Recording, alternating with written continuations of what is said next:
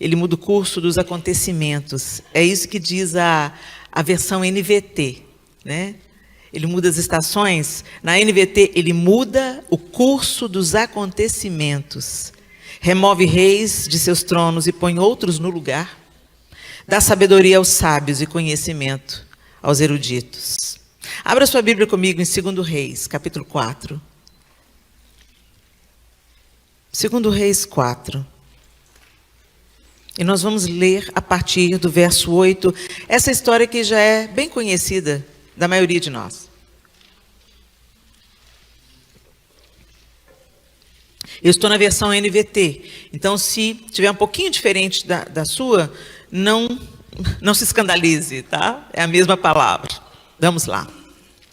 2 Reis 4, a partir do verso 8, a palavra do Senhor diz assim: certo dia, Eliseu foi à cidade de Sunem.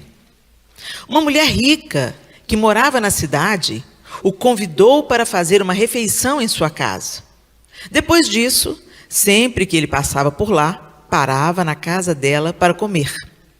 A mulher disse ao marido: sem dúvida, esse homem que sempre passa por aqui é um santo homem de Deus. Vamos construir um quartinho para ele no terraço e mobiliá-lo com uma cama, uma mesa, uma cadeira e uma lâmpada. Assim, quando ele passar por aqui, terá um lugar para ficar. Um dia Eliseu voltou a Sunem e subiu ao quarto para descansar. Disse a seu servo Geazi: chame a sunamita. Quando ela veio, Eliseu disse a Geazi: diga-lhe, somos gratos por sua bondade e seu cuidado conosco. O que podemos fazer por você? Podemos falar em seu favor ao rei ou ao comandante do exército? Não, respondeu ela. Minha família cuida bem de mim. Mais tarde, Eliseu perguntou a Geazi: o que podemos fazer por ela? Geazi respondeu: ela não tem filhos e o marido é idoso. Chame-a de novo, disse Eliseu. A mulher voltou e, enquanto ela estava à porta do quarto, Eliseu lhe disse: ano que vem, por esta época, você estará com um filho nos braços. Não, meu senhor, exclamou ela, por favor, homem de Deus, não me dê falsas esperanças. Mas, de fato, a mulher ficou grávida. No ano seguinte, naquela mesma época, teve um filho, como Eliseu tinha dito. Certo dia, quando o menino estava mais crescido, saiu para acompanhar o pai, que estava no campo com os ceifeiros. De repente, o menino gritou: ai, que dor de cabeça! Seu pai disse a um dos servos: leve-o para casa, para a mãe dele. O servo levou o menino para casa e a mãe o segurou no colo, mas por volta do meio-dia ele morreu. Ela o carregou para cima e o deitou na cama do homem de Deus, fechou a porta e o deixou ali. Então enviou um recado para o marido: mande um dos servos e uma jumenta, para que eu vá depressa falar com o homem de Deus e volte em seguida. Por que hoje? Perguntou ele. Não é a festa da lua nova, nem sábado? Ela, porém, respondeu: não se preocupe. Então ela mandou selar a jumenta e disse ao servo: rápido, só diminua o passo quando eu mandar. E partiu para encontrar-se com o homem de Deus no Monte Carmelo. Quando ele a viu à distância, disse a Geazi: olhe, lá vem a sunamita. Corra ao encontro e pergunte: está tudo bem com a senhora, com seu marido e com seu filho? A mulher respondeu: sim, está tudo bem. Mas quando ela chegou ao homem de Deus no monte, abraçou os pés dele. Geazi quis afastá-la, mas o homem de Deus disse: deixe em paz. Ela está profundamente angustiada, mas o Senhor não me revelou o motivo. Então a mulher disse: acaso eu lhe pedi um filho, meu senhor? Eu não lhe disse que não me desse falsas esperanças? Eliseu disse a Geazi: prepare-se para viajar, pegue seu cajado e vá. Não cumprimente ninguém pelo caminho. Quando chegar, coloque o cajado sobre o rosto do menino. Mas a mãe do menino disse: tão certo como vive o Senhor e tão certo como a sua própria vida, não voltarei para casa, se o Senhor não for comigo. Então Eliseu voltou com ela. Geazi foi à frente e pôs o cajado sobre o rosto do menino, mas não aconteceu nada. Não havia sinal de vida. Geazi voltou para encontrar-se com Eliseu e lhe disse: o menino ainda não despertou. De fato, quando Eliseu chegou, o menino estava morto, deitado em sua cama. Eliseu entrou sozinho no quarto, fechou a porta e orou ao Senhor. Depois deitou-se sobre o corpo do menino e colocou sua boca sobre a dele, seus olhos sobre os dele e suas mãos sobre as dele. E enquanto se estendia sobre ele, o corpo do menino começou a se aquecer. Eliseu se levantou, andou de um lado para o outro no quarto e em seguida se estendeu novamente sobre ele. Dessa vez, o menino espirrou 7 vezes e abriu os olhos. Eliseu chamou Geazi e disse: chame a sunamita. Quando ela entrou, Eliseu disse: aqui está seu filho. Ela caiu aos pés do profeta e se curvou diante dele. Então pegou o filho e saiu. Senhor, essa é a tua bendita palavra.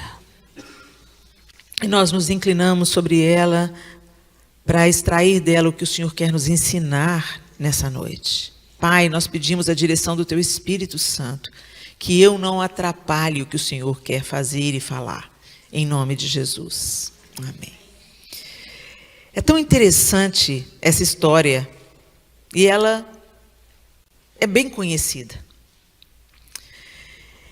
E nesse texto a gente observa claramente as 4 estações. A mulher sunamita era uma mulher rica, abastada, e ela podia abençoar outras pessoas. Ela estava no verão, né? Ela tinha tudo, ela era abastada e ela podia abençoar. É tão gostoso quando a gente pode abençoar as pessoas, não é?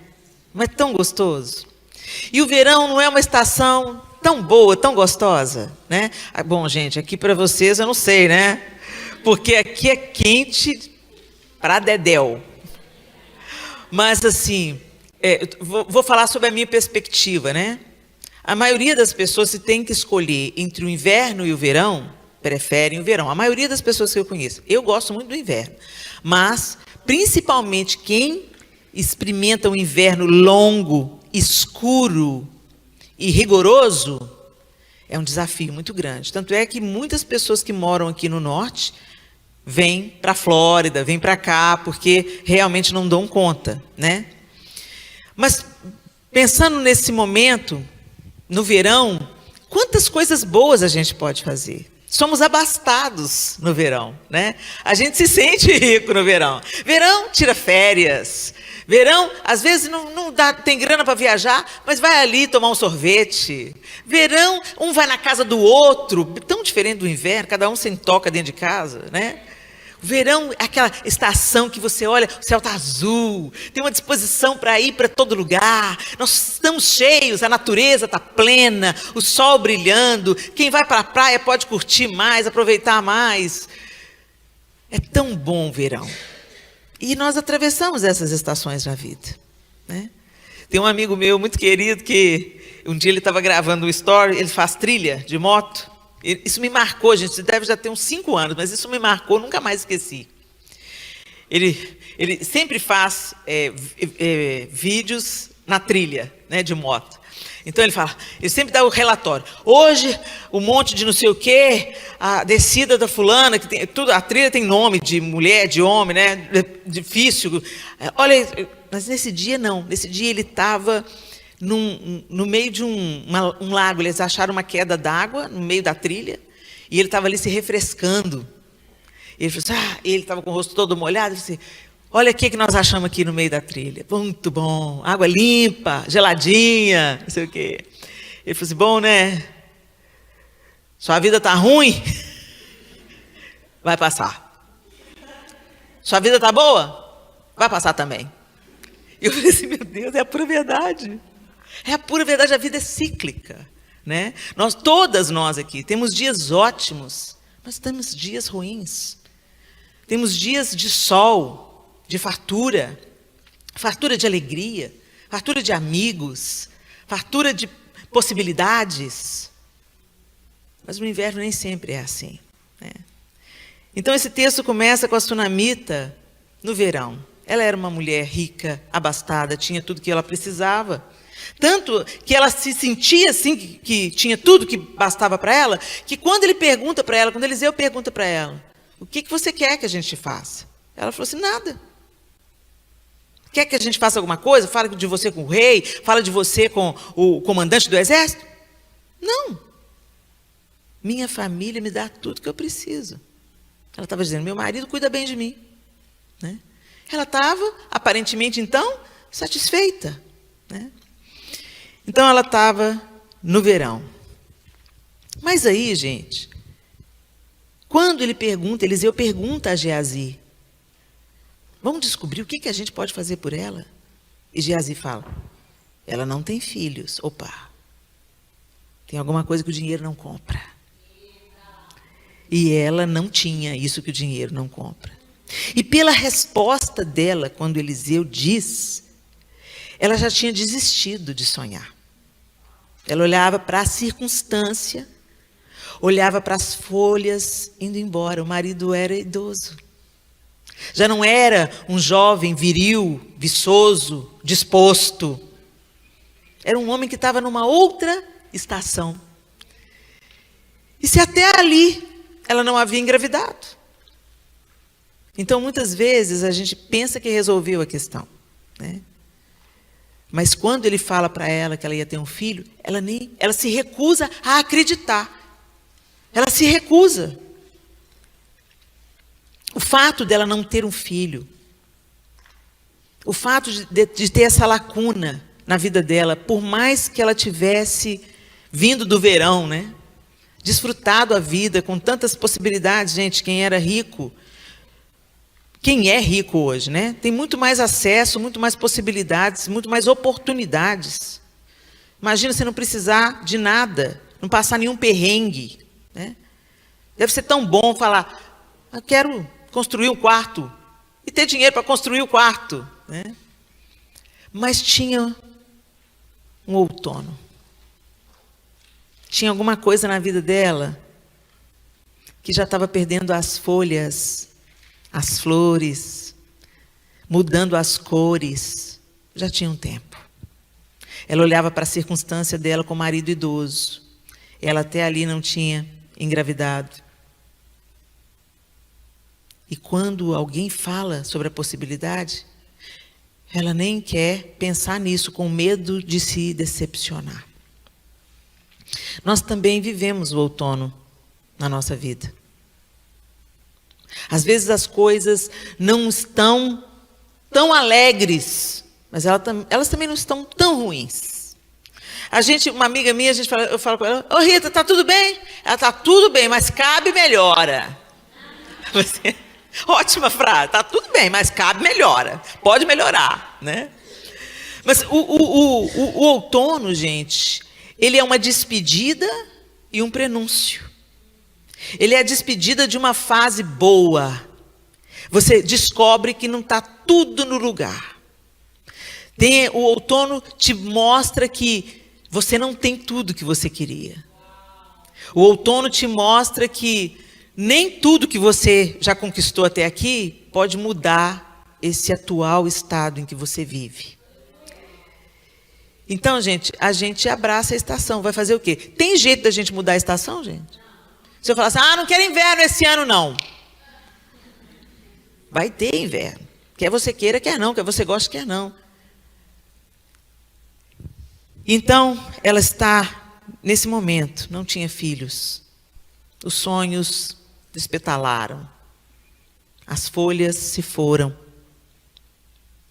Eu fico imaginando quando o Eliseu fala com ela, ano que vem a essas horas, não fala isso comigo não. Não fala isso comigo não. Eu fico imaginando o medo de criar expectativa, o medo de acreditar e mais uma vez se frustrar. E quantas vezes a gente vive isso, meninas? Quantas vezes a nossa fé é abalada no outono? Porque as coisas não saíram do jeito que a gente planejou. A gente é até grato pelas coisas boas que a gente tem, mas tem alguma coisa que a gente quer muito. Não chegou. Ou disse Deus espera, ou disse Deus não. Porque Deus é amoroso o suficiente para dizer não também, gente. Para a gente é um outono, mas para Ele é uma estação necessária. Tem alguns processos que acontecem na natureza que acontecem no outono. O outono é importante. E aí, o filho chegou, a promessa se cumpriu, a estação mudou, a dúvida foi saciada, mas quando ela estava começando a se acostumar e pensando que estava entrando na primavera, na verdade, veio o inverno. O menino morreu. Meu Deus, gente, não tem dor pior. Eu não consigo mensurar, não consigo medir na existência humana uma dor mais aguda do que perder um filho. Porque isso quebra a ordem natural das coisas, né? Os filhos enterram os pais e não o contrário. Tanto é, gente, que tem nome para tudo. Se a mulher perde o marido, ela é uma viúva. Se o filho perde os pais, ele é órfão. E os pais que perdem o filho? Não tem palavra para definir isso. Isso é um inverno rigoroso, rigorosíssimo, escuro, tenebroso. Eu já tive a oportunidade de presenciar alguns lutos de pai, mãe. Gente, Senhor, a gente faz a oração, passa de mim esse cálice, Senhor. Misericórdia, misericórdia, tem misericórdia. É uma dor tão aguda que quando você se aproxima de uma pessoa em luto pela morte de um filho, ela às vezes geme, parece que dói em você, a dor está tão irradiando dela que dói em você. Você dá vontade de você tirar a dor dela com a mão. Esse é o inverno, quando coisas extremas acontecem. Não tem jeito de fugir. Não tem jeito de negar. Vai escurecer às 5 horas da tarde. E vai amanhecer só às 9h30, 10 horas da manhã. O maior tempo do dia é escuro. É frio. Você tem que lidar com situações inóspitas, desagradáveis. Se você mora num lugar extremo, de inverno extremo, você sabe que tem uma série de coisas que você tem que fazer. Não pode deixar o gelo, a neve na calçada. Se alguém cair, você é processado. Querendo ou não, você tem que sair do seu quentinho e ir lá remover a neve. Querendo ou não, você perde dias de trabalho porque hoje nevou, hoje deu chuva gelada. Hoje... É terrível. Volto a dizer, para quem só está de passagem, é tudo bonito, tudo lindo. Se olhar a neve da vidraça, a neve no filme, é tão lindo. Mas quem tem que conviver estação após ano, a essa estação. E aqui nos Estados Unidos, em cada parte do país, porque é um país gigantesco, né? Vocês têm as peculiaridades de cada lugar. Mas teve um ano que eu fui na Alemanha e, gente, o negócio lá é muito difícil. É bem definido o inverno. E o inverno é longo. Então, eles têm 3 meses de calor e o resto é frio. No outono é frio, na primavera é frio, no verão é frio, frio. No inverno é frio, frio. Então, aí eu falei assim, gente, mas como é que você aguenta lidar com isso? Não, até que a gente aguenta lidar com o frio. A gente tem as roupas especiais para lidar com o frio. Só que o que mais incomoda? A escuridão. E a escuridão chega na nossa existência, gente. Seja através do luto, do desemprego, da necessidade extrema, de um diagnóstico difícil, o desenganar de um médico, a traição do cônjuge. Escuro, escuro, escuro, escuro. Frio, frio, frio, frio. E como eles disseram, o problema não é o frio. O frio a gente tem jeito de mudar. A escuridão, a gente precisa de fazer reposição de vitamina D. Muitas pessoas ficam deprimidas aqui e tiram a própria vida. Por quê? Por causa do longo inverno escuro, sem luz. E é isso que acontece. Tem momentos, tem crises tão agudas na vida, na nossa jornada, Tem o que a Bíblia chama de o dia mau. Chegou o dia mau. Ele chega para todos nós. Se não chegou para você, ele vai chegar. E eu não estou te amaldiçoando. Eu estou só te conscientizando que nós precisamos de acumular nos dias bons o material que nós precisamos para resistir no dia mau. Porque ele vai chegar. E como que nós vamos lidar com ele? O filho morreu. E é tão interessante como ela reage nisso tudo, né? Normalmente, a nossa tendência natural é reclamar. A nossa tendência natural é pôr a boca no mundo para todo mundo. A nossa tendência natural muda o semblante. Você anda cabisbaixa. Está tudo bem? Não. Ó vida, ó céus, ó azar. Se for um caso de traição, ele fez isso, ele fez aquilo, ela fez aquilo outro. Você conta para um, conta para outro, conta para outro, conta para outro. Abre sua boca para qualquer pessoa, qualquer hora. Gente, quando a gente está na dor, fica caladinho. Derrama suas angústias no lugar certo, exatamente como essa mulher fez. Geazi chegou, está tudo bem? Está tudo bem. Eu estou indo para o lugar certo, para derramar minha angústia no lugar que eu tenho que derramar. Quem pode resolver? Não adianta eu falar para o Geazi, eu não quero Geazi. Geazi não vai fazer milagre. O Geazi não vai me explicar por que esse menino morreu. O Geazi não tem resposta para mim. Eu quero Eliseu. E muitas vezes a gente vai buscar recurso em todos os lugares. E eu não estou aqui de maneira nenhuma demonizando as pessoas, porque Deus usa pessoas para nos abençoar, né? Mas nós precisamos, a primeira pessoa que a gente tem que ir e abraçar os pés é o Senhor.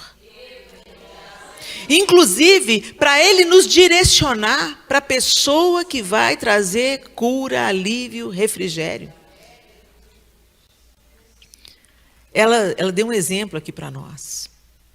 Ela não abriu a boca, mas quando chegou diante de Eliseu, o que ela fez? Ela desmontou. E ela falou assim, eu falei para o Senhor não me dar falsas esperanças. E ele falou assim, pega aqui, Geazi, pega aqui o cajado. Não, eu não quero Geazi, eu não quero cajado de Geazi. Tão certo como vive o Senhor, eu não saio daqui enquanto você não for comigo. Então o inverno também pode ser o lugar da resiliência, de aguentar firme, de saber o que tem que fazer. E aí, Eliseu vai, deita sobre o menino. E o menino, gente, ressuscita.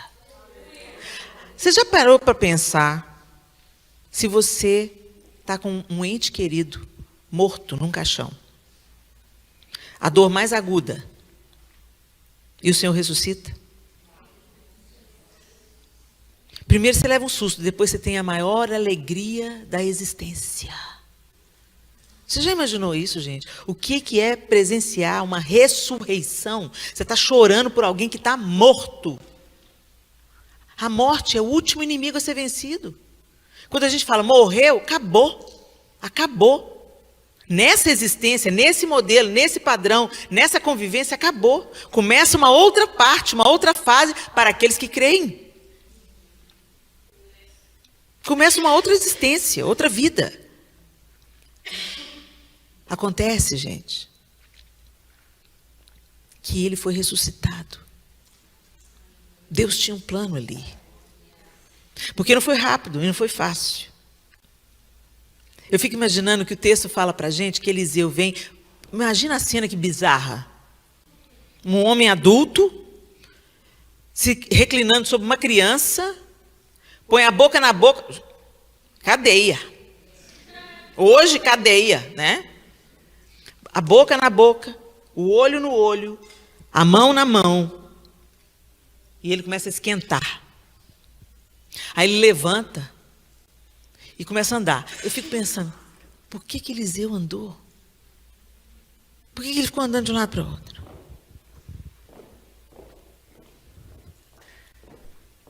O que ele estava fazendo? Esperando Deus dar uma outra estratégia? Talvez. esperando ouvir a voz de Deus, talvez, orando e pedindo: Senhor, o Senhor falou que ia dar um filho para ela. Ela precisa ter esse filho de volta. Ela colocou toda a esperança no Senhor. Senhor, eu não posso, mas o Senhor pode. Devolve a vida para ele. Eu não sei. O texto não fala para a gente. Mas me chama a atenção. Normalmente, quando a gente está andando de um lado para outro, ou a gente está na expectativa de algo, ansioso para algo acontecer, algo que você sabe que vai acontecer, mas ainda não aconteceu, você fica de um lado para o outro, ou porque você está buscando uma solução para alguma coisa. Muito bem. Ele ressuscitou. Gente, primavera. Tudo floriu. Veio perfume, veio cor. Eu fico imaginando a angústia virou alegria extrema, o desespero, a dor, virou, a estação virou. Isso também acontece com a gente. Infelizmente, a gente precisava de ter mais ressurreições, né, gente? Mas talvez por a nossa geração ser tão vaidosa, se a gente ressuscitar um morto, a gente vai se achar a última bolacha do pacote. O pessoal grava uma música e põe no Spotify, já se sente a última Coca-Cola. Então, você imagina se você ressuscita um morto. Ia virar um jogo de vaidade, orgulho e idolatria, porque o povo ia perseguir essa pessoa e adorar ela. Deus sabe o que faz, né, gente? Deus sabe o que faz. Mas eu creio que Deus pode trazer no último grande avivamento sinais e maravilhas. Eu creio. O que eu quero dizer para vocês é como ela passou pelas 4 estações. Sim, Deus muda as estações. Como é na natureza. Gente, eu gosto muito de observar a natureza. Porque a natureza, ela revela o caráter de Deus. Ela não é Deus, mas ela revela a obra do autor. Quando você vai ler um livro, você vê muito do autor ali naquela história. Às vezes ela é quase uma autobiografia, dependendo do que ele está escrevendo. Ele põe elementos lá da sua infância, alguém que inspirou. Tem um elemento do autor que ele põe no livro. Quando você vê um pintor de telas, você também vai ver o que ele gosta. Ele é linhas retas, não paisagens. Qual que é a especialidade dele? O que está na alma dele? E da mesma forma, a marca de Deus está na natureza. Nós somos tão semelhantes à natureza, mas a gente não considera isso. A gente às vezes despreza isso. A gente não gosta de esperar. Ninguém gosta de esperar. A gente está fazendo uma coisa, já quer a resposta de Deus amanhã. Já quer a situação mudada mês que vem. Às vezes você levou uma vida inteira destruindo a sua vida, sua família, seus filhos, negligenciando. Aí você se converteu, a estação mudou, Deus te chamou. Aí você fala assim: Deus agora cura, liberta, transforma. Espera aí, você passou 12 anos estragando o negócio. Vamos agora, entendeu? Vamos levar um tempo aqui para consertar. A estação virou, mas você sabe, vamos. Você planta uma semente, você não come os frutos dessa árvore frutífera no mês que vem, nem no ano que vem. Tem o processo natural das coisas. E cada processo é importante, cada detalhe na germinação daquela semente é importante para que ela dê fruto. Mas a gente não quer saber de esperar. No verão, essa mulher passou por ele com generosidade. Generosidade. Ela tinha dinheiro. Ela tinha condições. E ela não guardou isso só para ela. Ela abençoou o profeta. E ela não abençoou, ela primeiro abençoava o profeta, recebendo na casa dela, dando comida para ele. Toda vez que ele passava pela cidade, ele parava lá para comer. Ele era bem recebido, ele devia comer uma comida muito gostosa. E aí, não bastasse isso, ela falou: esse homem é um homem de Deus, vamos construir um quarto para ele. Construíram o quarto para Eliseu. A cama, a cadeira, a luminária, a mesa, tudo prontinho, tudo bonitinho. E aí ele tinha não apenas onde comer, mas tinha também onde pousar. Que privilégio, né? Como que a gente passa as nossas fases boas? Quando a sua estação é o verão, quando tudo está cooperando, quando o dinheiro está sobrando, quando as coisas encaixaram, você pegou um trabalho novo, entrou uma grana que você não estava esperando, alguém te deu um presente, colocou lá na sua caixa de correio um cheque. Eu sei que essas coisas de vez em quando acontecem aqui, gente. Eu lembro de quando meu irmão formou na universidade aqui, os americanos tudo colocando cheque no coisa. Eu falei assim, uai, o que é isso? Aí ele falou assim, porque eu formei. Outra vez ele recebeu a gente na casa dele, aí a vizinha veio com uma bandeja de cupcake. Eu falei assim, por que ela trouxe tanto de cupcake? É porque ela sabe que a gente está com visita em casa. E ela quer aliviar a nossa carga. Tem hora que a gente é atingido por essa generosidade. É tão bom a gente receber generosidade, né? Mas e nós? Nós partilhamos? Nós dividimos o que temos? Nós estamos enxergando. Você está no verão. Talvez a sua amiga, a sua mãe, a sua tia, o seu marido, o seu filho estejam no inverno. Porque ninguém está passando na mesma estação. Às vezes conhecido a gente está na mesma estação. Mas às vezes não. Às vezes é uma coisa que está atingindo você, mas não está atingindo quem está ao seu redor. Você está no verão, alguém ao alcance do seu abraço, da sua mão, da sua provisão, do seu alívio, está no inverno. E você finge que não está vendo. Deus muda as estações, inclusive para o nome dele ser glorificado. Inclusive, porque se todo mundo ficar no inverno ao mesmo tempo, não tem como prover aquecimento. Provisão. Nós somos às vezes tão indiferentes, gente. E esse século que a gente está vivendo, esse tempo que a gente está vivendo, ele fomenta isso, ele provoca isso, ele incentiva isso. Seja feliz. Cuide de você primeiro. Isso não é mentira. Você pode ser feliz, você pode cuidar de você, você tem que cuidar de você. Ama o próximo como a ti mesmo. Só, gente, que isso é uma meia-verdade. Nessa desculpa de eu cuido de mim mesmo, que o resto se dane. Eu primeiro tenho que cuidar de mim. Aí os filhos, você está na estação dos filhos pequenos. Ah, ó, não vou parar por causa de filho não, tá? Porque eles crescem, vão embora, vida que segue. Eu não vou parar minha vida por causa de filho. Depois vai ter que parar quando ele está com 30 anos, você vai ter que levar na clínica para drogado. Cada fase, cada estação tem o seu propósito, o seu trabalho e a sua delícia. Até o inverno. Porque quando você olha a neve lá do vidro, aquele negócio caindo do céu, parece uma coisa encantada. Que coisa linda a gente vê isso. Você vê a neve, e a gente que é turista, sai lá fora e abre a boca.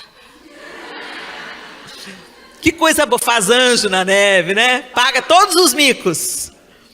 Eu não me canso de ver neve, porque eu não tenho que conviver com ela, volto a dizer. Mas tem beleza também em estações difíceis. Mas quando você está na boa estação, tudo está favorável. Quando você está no verão, tudo está favorável. É o período, em alguns lugares aqui, é o período que tem mais trabalho. Então, que você vai ganhar melhor, dependendo daquilo que você trabalha. É um período que as crianças estão em casa, é tempo de convivência, de coisas legais, de construir memórias, de tirar férias juntos, de fazer coisas juntos. Mas aí a gente pensa só na gente. Você recebeu a bênção de Deus só para você? Deus amou o mundo de tal maneira que Ele deu Jesus. Ele deu. Jesus nos amou de tal maneira que Ele deu a sua vida. E ensinou. Mais bem-aventurada coisa é dar do que receber. Mas a gente está obedecendo? Estamos não. Buscai, pois, em primeiro lugar o reino de Deus e a sua justiça. As demais coisas serão acrescentadas. Mas a gente inverteu. A gente leva a vida cuidando das coisas acrescentadas. E a justiça que Deus quer operar através da sua generosidade, fica para depois. Gente, tudo que nós recebemos de Deus, não é só para a gente. O seu talento, o seu dom, o seu tempo, o seu dinheiro, seus sapatos, sua casa, seu carro. É para servir pessoas, para aliviar pessoas, para receber pessoas, acolher pessoas, prover pessoas. Ela viveu a estação boa com generosidade. Ela foi abundante. E essa abundância, essa generosidade, gerou uma bênção para ela. Tanto quando ela foi presenteada com esse filho, quanto quando ela teve ele de volta na primavera da vida. No outono, ela passou com resignação. Se resignar, gente, é aceitar o que está acontecendo com dignidade. Ela aceitou. Às vezes a gente fica, não quero isso, não quero isso, não quero isso. E só piora a situação. Ao invés da gente se aquietar e falar, o Senhor está permitindo isso, Deus? Qual é o seu propósito? Eu estou nessa fase aí, com essa incógnita. O que o Senhor quer me ensinar através dessa situação? Ao invés de ficar reclamando, ao invés de ficar duvidando, ao invés de ficar questionando,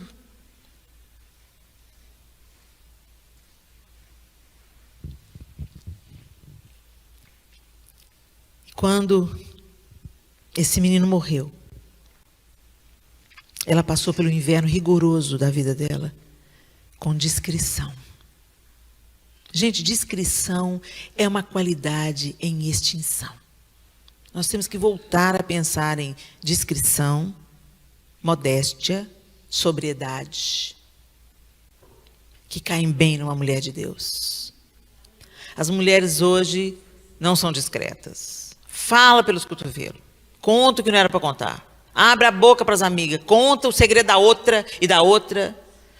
Manda o link da fofoca, do escândalo lá para outra. E essa mulher, ela estava no pior momento da existência dela. A gente não tem dúvida disso. Principalmente quem está aqui e é mãe. Sabe o que estou dizendo? Ela estava no pior momento da existência dela. E ela não saiu desesperada, gritando pela casa, chamando o marido. Nosso filho morreu! Por que aquele homem fez isso comigo? Não, ela não fez isso. Nem para o marido dela ela reclamou. Ela nem contou para o marido dela que o menino tinha morrido. Ela pediu para ele mandar os recursos para ela ir atrás de Eliseu, para ela resolver o problema. Quando ela encontra com Geazi, está tudo bem? Está tudo bem. Cuidado para quem você abre a boca, cuidado que você fala no inverno. Palavras, gente, são sementes. Às vezes a gente pensa na lei da semeadura, na hora do gasofilácio, né? Eu estou aqui, Senhor, com fidelidade, depositando no seu altar, porque eu sei que o Senhor prospera o generoso. Aí você lembra que o que você planta tem colheita. Mas quando você está conversando fiado, você não lembra, né? Quando você está fofocando da vida alheia, quando você está falando do filho da outra, você esquece que você também tem. Quando você está falando do marido da outra, você esquece que seu telhado é de vidro. Gente, a gente é tudo do mesmo material. O que me atinge pode atingir vocês também. Nós somos no mesmo planeta, somos todas do mesmo material, mas a gente pensa que a gente está acima do bem e do mal, muitas vezes. E aí a gente julga, conversa demais, reclama demais, expõe a dor para quem não tem que expor, para quem não vai resolver o problema, fofoca com um, fofoca com outro, fofoca com outro, fofoca com outro, e só se desgasta mais. A discrição evita muitas dores. Até o tolo é tido por sábio quando se cala. É o que as Escrituras dizem. Tiago exorta que nós devemos pedir a Deus para controlar a nossa língua. Grandes maldições entram na nossa vida porque nós abrimos a boca para falar mal, para expor segredos, para compartilhar links, estender a má notícia, divulgar a má notícia. Quando na carta aos Efésios o apóstolo Paulo fala enchei-vos do Espírito, ele fala como? Quando ele fala enchei-vos, está no imperativo. E logo que se segue, está no gerúndio. Ou seja, como eu vou me encher do Espírito? Falando entre vós com salmos, hinos e cânticos espirituais. Salmodiando e louvando a Deus no vosso coração, dando sempre graças por tudo ao nosso Deus e Pai, em nome de nosso Senhor Jesus Cristo, e sujeitando-vos uns aos outros em amor. É assim que a gente é cheio do Espírito. O primeiro passo, falando entre vós. Que tipo de conversa a gente tem no inverno? Sonoplastia.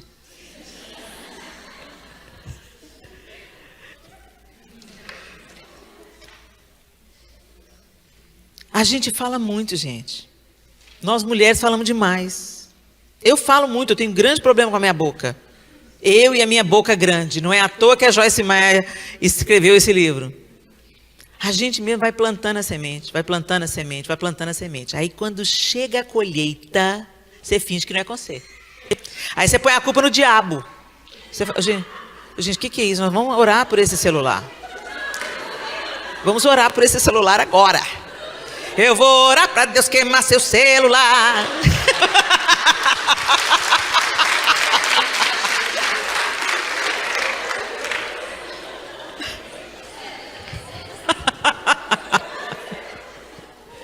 Ai, ai. Vamos voltar para a conversa fiada aqui, gente. As palavras, elas têm um poder muito grande. Elas são sementes poderosas. Você pode profetizar a vida ou você pode plantar a morte com uma palavra. Você mata uma pessoa com uma palavra. E principalmente o tempo de inverno, a estação invernal, ela pode se tornar infernal. Não é à toa que inverno e inferno passa tão perto da palavra no português. Porque no inverno da vida, nos momentos difíceis e desafiadores da nossa caminhada, a gente fica mais propenso a reclamar. A gente fica mais propenso a desanimar, a conversar, a praguejar. A falar, mas Deus me ama? Por que eu estou passando por isso? Fica caladinha para Jesus te dar vitória. Fica caladinha. Mas pensar é pecado, Helena. Pensar já é pecado, mas falar, você dobra o pecado. Pensar fica só na metade. O diabo não ouve, entendeu? Ele vem se esgueirando no seu tempo difícil para fazer você duvidar, desanimar. Não é à toa que a Ludmila Ferber compôs aquela música, né? O que vem para tentar ferir o valente de Deus em meio às suas guerras,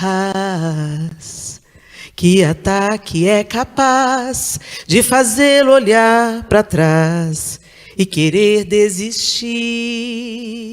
Que terrível arma é usada para tentar paralisar sua fé. Cansaço, desânimo, logo após uma vitória, a mistura de um desgaste com um contra-ataque do mal, a dor de uma perda ou a dor da traição, uma quebra de aliança que é a raiz da ingratidão. Se você está assim, preste muita atenção, ouça o que vem do coração de Deus. Em tempos de guerra, nunca pare de lutar, não baixe a guarda, nunca pare de lutar. Em tempos de guerra, nunca pare de adorar, libera a palavra, profetiza sem parar. O escape e o descanso, a cura, a recompensa vem sem demora. O escape e o descanso, a cura, a recompensa vem sem demora. Glória a Deus. Ela descreve na música cansaço, desânimo, logo após uma vitória. Vocês lembram de Elias? Ele acabou de destruir os profetas de Baal, passou a fio da espada, o nome de Deus foi glorificado, todo Israel viu que o Senhor é Deus, e aí ele entrou em depressão. Cansaço, desânimo, logo após uma vitória. A mistura de um desgaste com um contra-ataque do mal, é nesse período de inverno que ele vem. O tentador vem. Então você precisa de erguer a arma da adoração. Profetiza vida. Fala coisa que edifica. Fala assim, tá ruim, mas vai melhorar. O Senhor está no controle. Ele sabe todas as coisas. O Senhor é bom em todo tempo. Ele é digno de adoração em todo tempo. Senhor, não estou entendendo nada, mas ainda assim eu te louvo. Então louve. Simplesmente louve. Tá chorando, louve. Precisando, louve. Tá sofrendo, louve. Não importa, louve. É isso. É isso. Essa mulher passa com discrição. Ela não ficou abrindo a boca, ela não ficou reclamando, não ficou lamuriando. Ela foi depositar sua angústia, sua dor, que eram reais, aos pés de quem podia resolver. E ela clamou, clamou, clamou, clamou, até o homem de Deus ir com ela. Lembre-se, gente, que o profeta, nesse contexto, é a prefiguração do próprio Deus. Ele representa o próprio Deus, ele é a voz de Deus, ele é o comando de Deus. Não é os profetas como é os de hoje, não. Tem uns profetas aí, mas os profetas bíblicos, eles são profetas mesmo. E por último, a primavera. E o texto diz para a gente que ela se curvou diante de Eliseu. Gratidão. Ah, gente. Quando chega a primavera, nem sempre a gente agradece. Quando a resposta chega, nem sempre a gente agradece. Às vezes a gente entra no avião, todas as vezes que a gente entra no voo, a gente ora. Dá a mão para o outro e a gente fala, Senhor, toma esse voo nas tuas mãos, toma essa tripulação nas tuas mãos. Senhor, toma as pessoas que estão dentro desse voo, não deixa ninguém passar mal. Senhor, nos leve em segurança até o nosso destino. Faz esse avião levantar o voo e pousar. Senhor, nos dê a sua segurança. Enfim, a gente ora. Toda vez que a gente entra no avião, a gente ora. Aí hoje, quando nós chegamos aqui, a gente não ora imediatamente para agradecer. Entendeu? Às vezes, quando o avião pousa, eu falo, bendito seja o teu nome, Senhor, obrigada. Mas quando eu vou orar para pedir, eu dou a mão para o João, eu oro junto com ele, e a minha oração é fervorosa.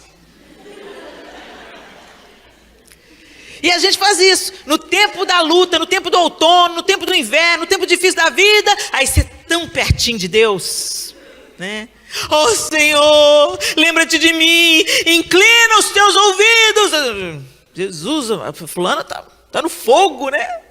Tá sofrendo, né? Só acha alívio em Deus. Tem gente que só vive com problema por causa disso, que é só com problema que fica perto do Pai. Aí, quando chega a bênção, chega a resposta, não agradece, não celebra, tipo assim, fez mais que obrigação. Às vezes você não fala isso, mas a sua atitude demonstra que era isso mesmo que Deus tinha que fazer. Gente, Deus não tem que nada. Deus é Deus. Sabe, a gente fica aí nessa história. Eu determino, eu falo, eu faço. Baixa essa bola, meu. Se Deus não fizer, ninguém faz nada, não. Humilhai-vos na presença de Deus e Ele vos exaltará.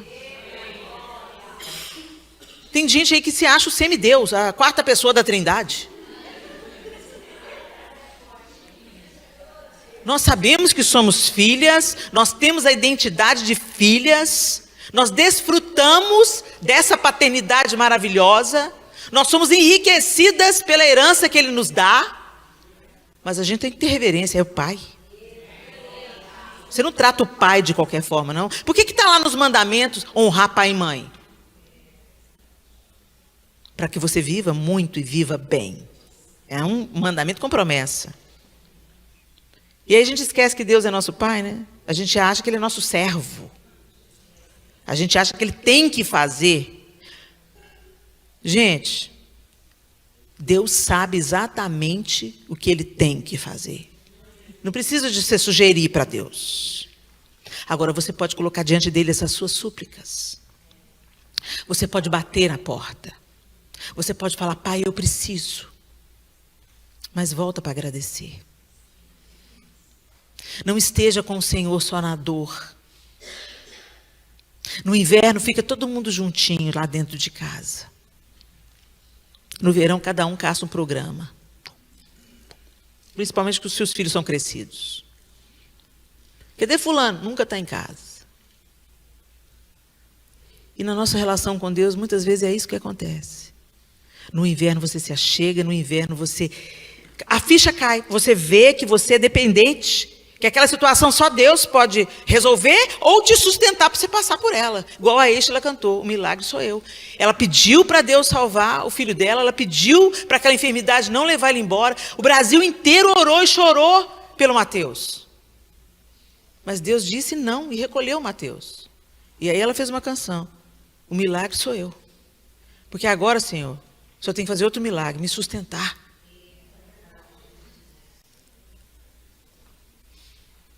Nós precisamos de aprender a agradecer, meninas, com a mesma intensidade, devoção que a gente leva as nossas súplicas até Deus.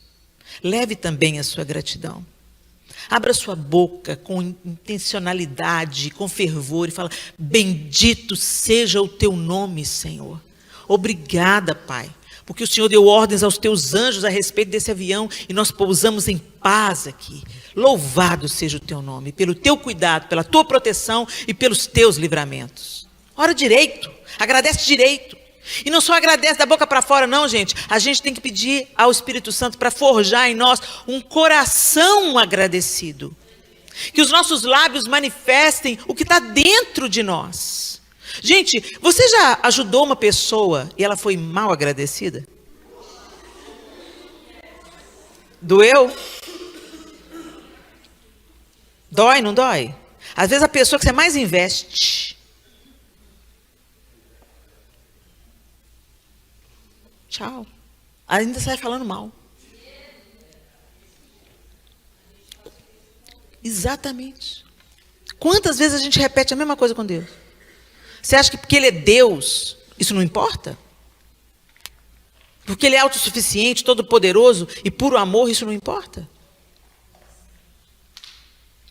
A palavra de Deus, em vários trechos, exorta, em tudo dai graças, porque essa é a vontade de Deus para convosco.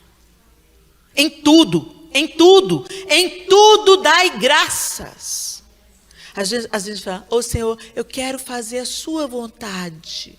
Começa agradecendo. Começa a trazer à sua memória quantos livramentos o Senhor já te deu. Você acordou hoje, respira aí. Olha que benção, você não precisou de um aparelho para fazer isso. Você faz xixi sozinha? Não é uma benção? Número 2 também você faz sozinha? Não tem uma bolsa? Que bênção. Você anda com as suas pernas? Que grande bênção. Você pode ver o pôr do sol, lindo que deu hoje. Lindo. Eu vi. Veja amanhã.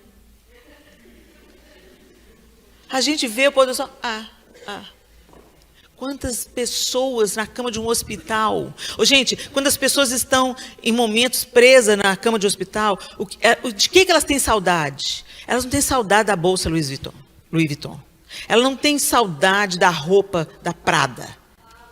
Ela tem saudade de fazer xixi sozinha, de comer e sentir o gosto das coisas, de poder ir e vir, fazer as coisas que ela sempre faz no ordinário, mas que são maravilhosas. Você tomou banho hoje? Água quente? Privilégio. Sabonete? Uau! Tem uma parte significativa do mundo que não sabe o que é água quente e sabonete, sabia? Nós temos tantos motivos para agradecer. O nosso dia é lotado de coisas para agradecer. Mas raramente a gente agradece. A gratidão dessa mulher foi tamanha que ela cai aos pés de Eliseu, prostrada. Ela se prostra diante dele. Você imagina a alegria? Agradeça. Deus move as estações. Porque Ele age na nossa vida, sim. Como Ele age na natureza. Há muitas similaridades. Se você observar com atenção a natureza, Deus fala através dela. Quando a gente olha o pôr do sol, você se lembra que o homem vinha estar com Deus, Deus vinha estar com o homem antes da queda, na viração do dia. Quando eu olho aquele pôr do sol lindo, tem as mesmas cores, mas nunca se repete. Nunca se repete exatamente a mesma configuração. Às vezes não tem nuvem nenhuma, foi igualzinho, não foi não. Às vezes o sol moveu para o outro lado. Eu descobri só na pandemia, que na minha janela, o sol ia caminhando, de acordo com as estações do ano. A gente corre tanto, que a gente nem sabe como é que a gente vive. Não sabe as coisas simples da vida. E aí, quando eu ficava olhando na pandemia, o pôr do sol de todo dia, eu fui afirmando isso. Cada dia é diferente, que coisa linda. Começou a pandemia, o sol estava aqui. Daí, uns 4 meses, o sol estava aqui. Eu falei, olha, eu nunca tinha notado isso. A vida corre. E você entra na rodinha do hamster e não contempla o que Deus quer te falar. Eu olhava para aquele pôr do sol e falava, o Senhor veio, né? Era como um aceno de Deus, aquele pôr do sol, falando, eu estou aqui. Eu ainda venho na viração do dia. Os céus manifestam a minha glória. E o firmamento anuncia as obras das minhas mãos. É lindo quando você vê a forma que algumas espécies de animais protegem suas crias.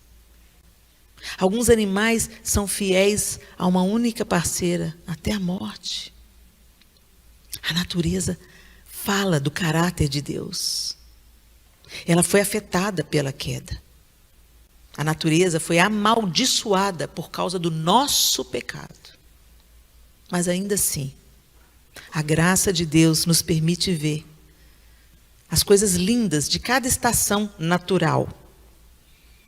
O outono, embora esteja perdendo as folhas e pronunciando um inverno rigoroso, é lindo, colorido. As cores do inverno aqui, lá no norte, meu Deus, que coisa linda. É a fase que todo mundo quer fazer foto. Vamos fazer foto, vamos fazer um álbum com as cores do outono. Mas é outono. Mas tem beleza no outono? Tem. No inverno tem beleza? E tem propósito. Outro dia, a gente foi passar férias em Tulsa, numa época, e era verão, e começou a aparecer umas baratinhas. E meu irmão ficou intrigado, porque falou assim, aqui não dá barata. Aqui não tem barata, só que a barata é diferente, né? Ela não é igual a do brasileiro, não. Ela é pequenininha, assim, e mais escura, cascorenta, mas é nojento do mesmo jeito. E aí ele falou assim, já sei. Esse inverno não foi frio. O inverno rigoroso mata as pragas. Então, às vezes, nosso coração está cheio de praga. E Deus leva a gente amorosamente ao deserto. Vem com o papai. Vem para o deserto que você está, né, se perdendo. Vem. Eu vou estar com você para atravessar o vale. Mas amorosamente Ele nos leva para destruir as pragas no nosso coração. Tem propósito no inverno? Tem propósito no inverno. Tem beleza na primavera, e a gente só vê a beleza. Mas também tem alergia a pólen. Então, nem tudo são flores na primavera. Então, gente, cada estação, ela tem o seu propósito, a sua beleza e a sua feiura. E está tudo bem. Deus está trabalhando em todas as estações. E elas mudam, obedecendo ao mandato dele. Foi ele que desenhou assim. E isso mostra para a gente que você pode até tentar fugir do inverno. Mas fique resignada. Seja discreta. Confie no Senhor. Busque força, porque nessa época do inverno, as árvores, elas aprofundam as raízes para buscar vigor, para continuarem vivas. Quem olha pensa, morreu. Morreu não. Ela mudou, ela escureceu, ela está parecendo seca, morta. Não, mas não está morta, não. Só parece. Quando a estação virar, vai explodir em cor, em flor, em perfume. E é assim que Deus trabalha em nós também. Que a gente aprenda com a sunamita a generosidade, a resignação, a discrição e a gratidão. Que a gente abrace as estações, procurando enxergar nelas a beleza de cada fase da vida. Dos desafios. E que a gente se alegre com a alegria da primavera, com as cores da primavera. Mas que durante o verão, a gente se fortaleça na generosidade, no partilhar, para colher no inverno. Às vezes as pessoas que você investe nelas te decepcionam, mas tem aquelas que você investe nelas. E quando você está no seu inverno, aquela mesma pessoa é quem vem tirar do buraco. Então, invista na sua fase boa, cultive coisas boas. Armazene coisas boas, compartilhe coisas boas, para que quando a estação difícil chegar, você colha bênção, consolo, encorajamento, resiliência. Amém? Feche os seus olhos.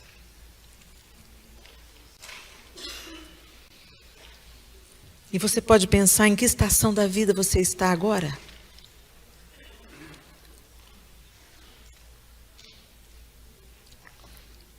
Em que fase você está? Será que você está vivendo um período abençoado? O trabalho está ok, a família está ok, a igreja está ok, as coisas estão fluindo. Com pequenas dificuldades, mas nada que atrapalhe, aprisione. Que bênção, você está no verão. O que você está fazendo com isso? O que você faz com aquilo que Deus te entregou? Como você usa o seu tempo? A joia mais cara que nós temos é o tempo. Porque o dinheiro vai e vem. Mas o tempo só vai. O que você faz com o seu tempo? Está desperdiçando a vida? O que você faz com o seu dinheiro? É só para você? Não ajuda o necessitado, a viúva, o órfão? Não investe em missões? Não acode um desempregado? O que você faz com aquilo que você tem na sua casa, seus bens?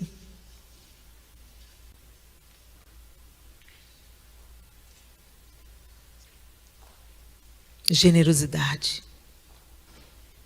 Nessa fase boa que você está vivendo. Seja generosa. Construa quartos espirituais na sua casa. Receba as pessoas com amor. Acolha aqueles que estão em necessidade. Exerça a generosidade. O outono chegou? Não tenta evitar, porque você não vai conseguir. Tenta se preparar para entrar nele. resignada, confiando que o Senhor vai te fazer atravessar. E que os ciclos sempre viram. A estação vira. Mas o inverno também é inevitável. O outono é o prenúncio. Você fez o exame e deu um caroço. Outono. Às vezes, Deus vai te pular para a primavera. Mas às vezes você vai ter que passar pelo inverno. Aconteceu o ano passado com a gente. O João teve um câncer. E aí chega a notícia. Tem uns nódulos. Vamos investigar. O Senhor dá livramento. O Senhor dá livramento. O Senhor dá livramento. Dá livramento, Senhor. Cura. Se é alguma coisa ruim, cura, Senhor. Aí um homem de Deus, um profeta de Deus. Eles são escassos, mas ainda existem. Ele ora pelas pessoas e elas são curadas.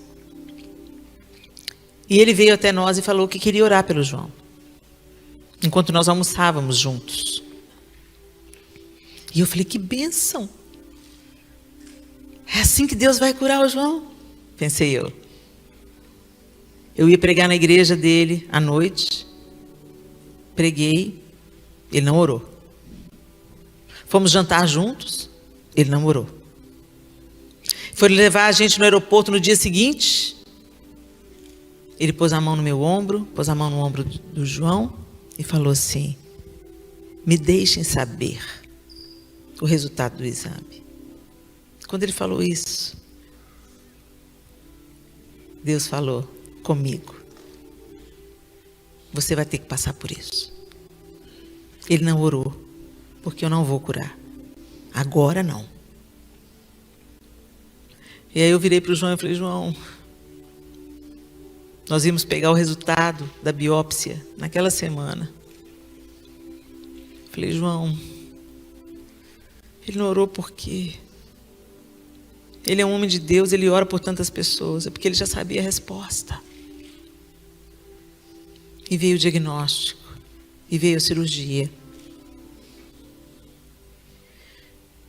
Escuro, escuro, escuro, escuro.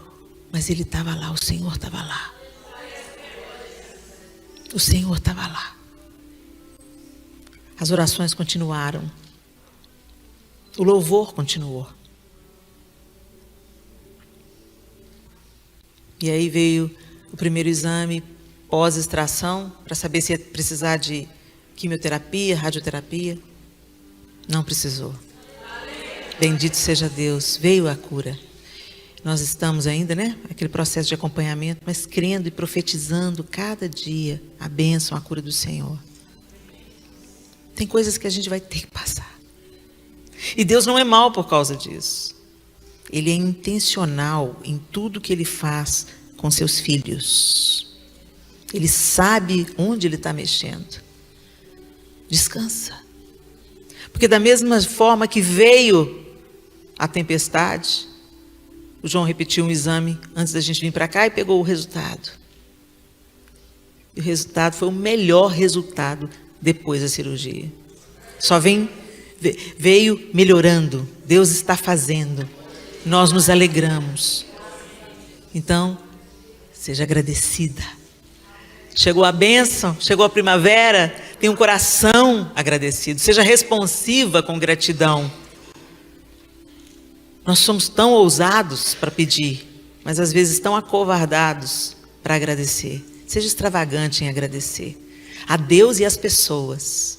E aguce o seu olhar para você contar as bênçãos. Para você ver como Deus te abençoa. Te entrega joias em papéis de pão. Todos os dias. Que os seus olhos sejam abertos, minha irmã. Que você perceba que aquele que governa e muda os tempos e as estações é seu Pai. E Ele também está no controle das suas estações. Senhor, nós te louvamos nessa noite. Agradecemos ao Senhor pela tua palavra que nos ensina, que nos consola, que nos exorta. que nos desperta. Obrigado pela tua bondade, Deus. Obrigado pela tua misericórdia. Obrigado porque o Senhor nos ensina e insiste conosco.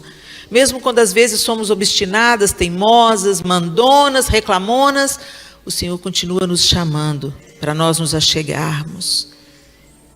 E o que eu te peço nessa noite, Senhor, é que nós não sejamos apenas ouvintes, mas praticantes de tudo que nós aprendemos ao longo desse dia.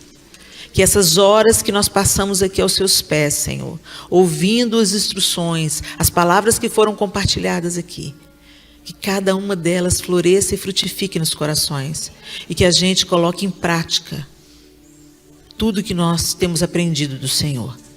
Em nome de Jesus. Amém e amém.